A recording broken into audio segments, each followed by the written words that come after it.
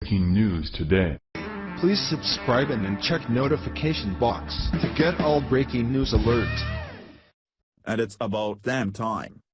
On Friday, liberal California Congresswoman Jackie Speier, the Obama administration lapdog from my own home district, sat down at the KQED Newsroom to whine and moan about the Republicans' so-called effort to shut down Capitol Hill's investigation into the fake Trump-Russian collusion narrative. All kidding aside, someday I will understand why the ignorant extreme far-left liberals in my home district keep electing this hack politician into Congress with a margin of almost 80%. She hasn't done a damn thing to help anyone here or anywhere else in the nation. In fact, her only claim to fame was that she was shot on her rear end during the Jonestown massacre where Congressman Leo J was killed back in 1978. Via Gateway Pundit. When asked why there are no witnesses scheduled for the probe in January, Speier replied, "Well, we can read between the lines. I think there is a rush to try and shut this committee investigation down." This week was a great example. 3 interviews simultaneously, one of the off the hill with someone who comes to Washington frequently but wanted to do it now, and so we were actually off the hill doing the interview, had to race back to vote. This is a circus at this point, added Speier. Speier then went on to claim President Trump wants all Russia investigations to be shut down. The California lawmaker then told KQED Newsroom that, "The rumor on the Hill when I left yesterday was that the president was going to make a significant speech at the end of next week. And on December 22, when we are out of D.C., he was going to fire Robert Mueller. President Trump should fire Mueller and the whole team."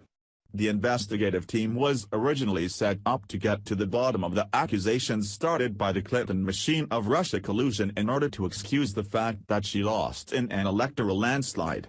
But after it became apparent that nothing was coming of it, they started to go after President Trump's and his family's finances. When that amounted to nothing, they charged Michael Flynn with lying to the FBI. I guess the FBI doesn't like it when citizens do the same to them than they do to the whole nation. Via Heavy.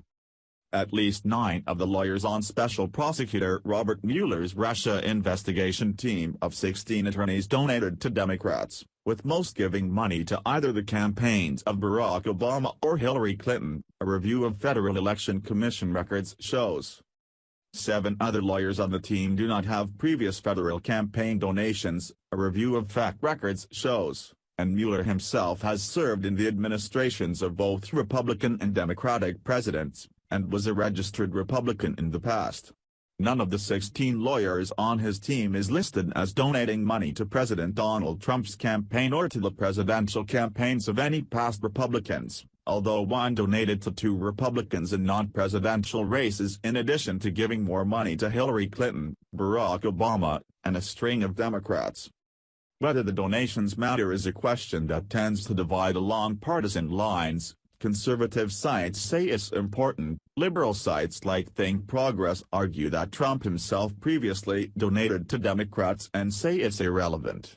However, the campaign donations are likely to receive more attention now that Mueller, according to CNN, is poised to announce the first criminal charges in the Russian probe. The New York Times is reporting that Mueller has indicted Manafort and his former business associate, Rick Gates. Of the 9 who donated to political candidates, all gave to Democrats, with 1 giving mostly to Democrats and also to 2 Republicans, 5 gave to Hillary Clinton and 7 gave to Barack Obama. Putting it another way, of the 9 with donations, 8 of those gave money to either Hillary Clinton or Barack Obama, and the 9th gave money to Senate Democratic candidates. The Los Angeles Times reported that at least 7 of the 15 lawyers have previously given money to Democrats. However, other lawyers have been added to the team since that time.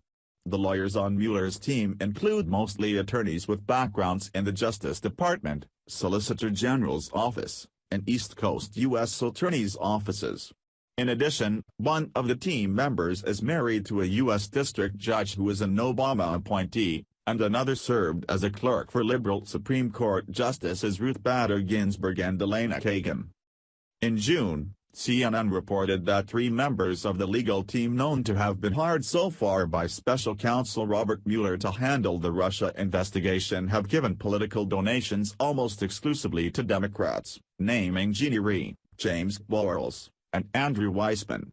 That was before most of the lawyers on the team were identified, however. The list of Mueller team members with previous Democratic campaign donations has risen to 9. A review of fact records and news reports shows that these are the 7 identified Mueller lawyers with no campaign donations to their names. Michael Dreeben, although some media outlets initially falsely reported a donation as his that was made by a person with the same name, Aaron Zebley, Lisa Page, Adam Jed, Aaron Zelinsky, Scott Meisler, and Zaina Ahmad.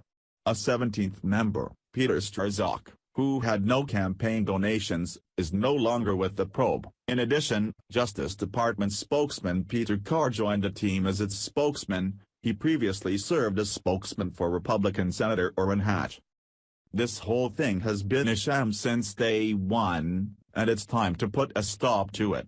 The only Russia collusion there was the paying of the fake Trump dossier by the DNC and the crooked Hillary campaign.